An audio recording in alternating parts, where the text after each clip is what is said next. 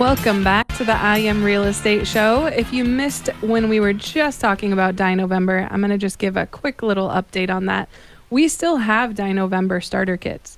So if you've never done Dye-November with your family, with your kids, there's an opportunity to get a little kit that talks through some ideas and it talks about what it is and even has a couple little starter dinosaurs. John had mentioned that they do still have them at Inspired Life Chiropractic. We also still have some at Indy Realty at 7255 East Tancaverty Road. And if you want to see these videos and see what we're talking about, you can follow on Facebook or Instagram at Danielle Indy Realty. They're really fun videos.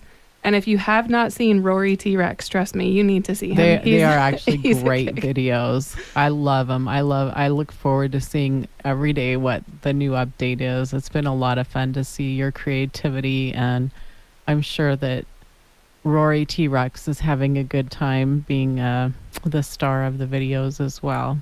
He is absolutely loving it, and he thinks that he's famous now. So if you haven't seen it, you need to see it so that it will be true and he will be famous. There you go. It's totally worth taking the time to look it up and even to do it. Even though November's already started, the kids, a lot of them wouldn't know the difference anyway. We were at the Sam's Club at a pep rally, and my grandchildren, Noah and Bethany, were telling the cheerleaders about Dye-November, and they're like, November? And they're like, no, Dye-November. And they just lit up, and the cheerleaders were getting such a kick out of listening to their stories about the dinosaurs. So everywhere we go, they tell everyone about those dinosaurs coming to life and smashing their pumpkin. That's what they remember. The dinosaurs smash pumpkins. Oh, I loved it when they had artwork. So we'll see if we have time to come back, circle back around. I want to make sure we get to our guest, though, because we do have a new guest on the show. So welcome Zoe Holzknedt, and she is with Dryer Vent Wizard. Thank you so much for having me, Sandra. I appreciate it. You're welcome. So we were lucky enough to see you do a presentation and talk a little bit about your company. So tell us a little bit about your company and how long you've been in business. So we just started in March this year. So we're new in Tucson. And we are dryer vent specialists. So dryer vents are completely different from other air handling vents in a house. They're a fire risk, and there's financial costs associated with having dryer vents that aren't working properly. So are you a franchise, or you're a standalone company? We are a franchise. Oh, we're okay. backed by a larger company, Neighborly. And how many franchise owners do we have in the state of Arizona? I know wasn't expecting to ask you that because I didn't realize you guys were franchised. We have two. There's one in Phoenix and one here in Tucson. And we both just opened this year. And so how long has the franchise been around? The franchise has been around for, I think, 17, 18 years. It's not new. I've never heard of it. That's really very cool. Well, the National Fire Protection Association realized fairly recently, they've been around for 127 years now, but they realized that there was an increase in home fires due to dryer fires. And so looking into that, they discovered that they do studies now every 5 years because it's such an important part of home fires.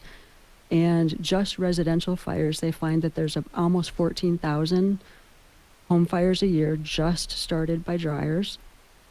They cause $233 million in property damage each year. This is just in the U.S., and this doesn't count businesses with dryers. And there's injuries and deaths because of dryers. So to me, it's just really important to get that information out there. The number of people that find out what I do and say, really, you do dryers? And don't understand that, it's something that they really can't ignore. If you own a dryer, it's a safety hazard. So, when I bought my house, I had someone come out and look at all the vents, HVAC, they came out and somebody cleaned all the vents, and I didn't know anything about the differences between someone like that coming out versus someone who's specifically looking at the dryers. But that is something that I have always been really concerned about, and I won't dry clothes at night, once I go to bed, things like that. If I leave the house, I always open the dryer so it's not going. But, I think about hearing about my grandma having a house fire, and I'm looking at my mom, because if you don't know, this is my mom, Sandra. I don't know how that fire started, but that has been something that after hearing about it growing up, it's always been something I've been concerned about, making sure everything's always off, including and especially the dryer. Yeah, so it was a very awful fire. We were lucky it didn't take my dad's life because he was there, but it was at a time too when manufactured homes didn't have a lot of code, not the kind of codes that they have now. I'm sure they had codes, but not the safety measures that they have now. And so my dad was walking into our home because he saw that it was on fire, and he thought he needed to get something out of the house. And so the windows exploded and stuff. About that time, I feel myself feeling that again. And so, yeah, fire to me, I've always had kind of this fear of house fires because of having lived through that. And just like, I did see the property after it was really completely demolished. I think there were a few canned goods and then some melted jewelry that were recovered. And that was pretty much it. And so I have always had probably an unrealistic fear of fires just because I know the devastation that occurs. And so, yeah, there have just been times over the years when maybe something's happened and it is a heightened sense of alarm for me.